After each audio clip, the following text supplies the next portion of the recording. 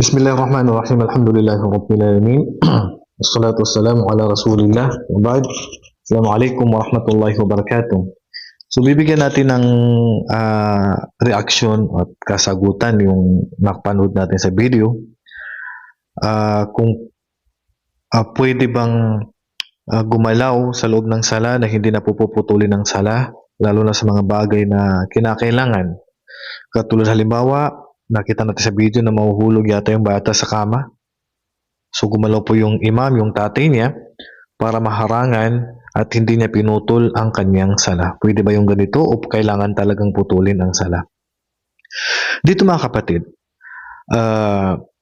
kung kinakailangan talagang gumalaw at hindi naman masyadong marami ang galaw, lalong-lalo na tayo po ay magliligtas po ng bata at nasa tabi lang natin at mapapahamak, ay wala pong problema na gumalaw. Ang mahalaga, hindi po mababago ang ating qibla. Katulad po nung nangyari, nakita natin sa video, na gumalaw po yung tatay, ang imam ng kanyang asawa, at hindi naman po nabago ang kanyang qibla.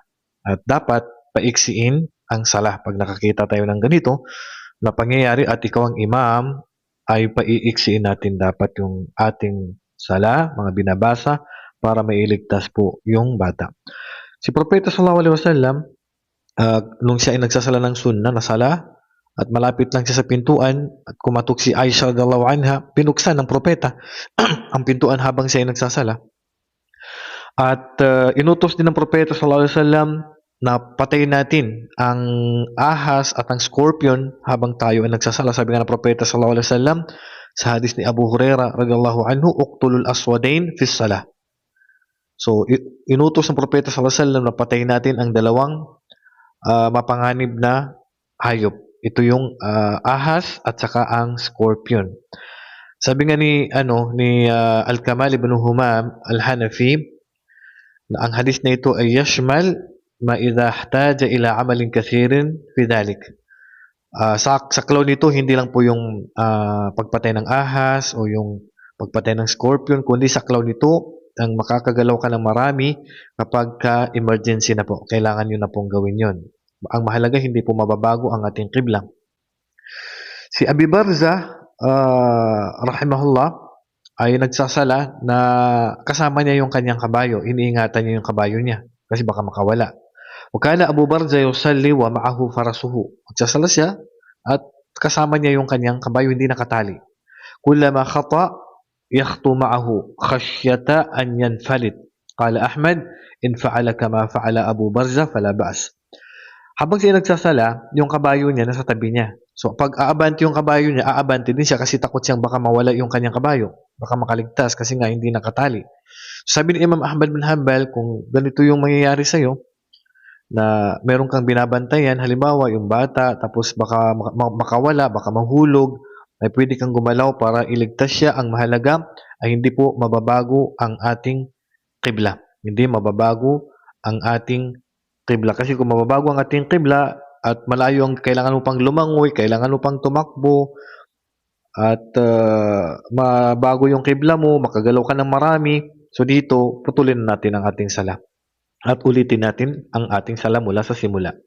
Bagkus ang sabi ng ating mga scholar, nabanggit din ni Ibn Qudamah rahimahullah sa kitab na Al-Mughni, na sabi niya, فَإِذَا رَأَى الْأَقْرَبَ خَطَى إِلَيْهِ, pag nakakita yung nagsasala ng scorpion o ahas, halimbawa. At siyempre, delikado yun, di ba? وَأَخَذَ النَّعْلَ وَقَتَلَهَا. Kuha siya ng sinelas, pagkatapos patayin niya yun habang nagsasala. وَرَدَّ النَّعْلَ إِلَى مَوْضِعِهَا. Pagkatapos, kunin mo yung sinelas, paluin mo yung scorpion, tapos ibalik mo yung sinelas, tapos balik ka sa sala. Pwede yan. So, ito kasi mga kinakailangan yun. So, yung po nakita natin sa video, ay wala pong problema. Halimbawa, mayroon kang ililigtas. Bagus ang ilang pa sabi ng mga scholar, kung kailangan mo patahanin yung bata, sobrang ingay at umiiyak, patahanin mo. O kaya ay kunin mo, ilipat mo habang ikaw ay nagsasala kung madilistorbo yung marami.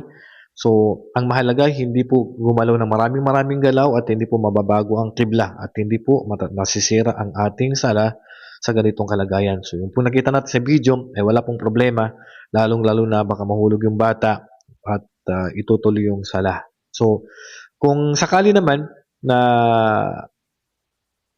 mayroon kang bubuksan ng pinto, halimbawa malapit lang masyado or kailang emergency, babalik ka rin sa pwesto mo. Babalik ka rin sa pwesto mo dapat. Pero yung nakita natin, hindi siya makabalik sa pwesto nga kasi nga yung bata binabantayan nila. At inuulit ko, walang problema at dapat paiksiin yung sala para mabantayan yung bata at walang mangyari sa kanya. Ang propeta sallallahu alaihi wasallam, pag narinig niya yung mga iyakan ng mga bata, pinapaiksi niya ang sala, yung mga binabasa sa sala. So yan lang po kunting kaalaman. Wallahu a'lam wa sallallahu ala nabiyina Muhammad wa ala alihi wa sahbihi ajma'in. Assalamu alaikum wa rahmatullahi wa barakatuh.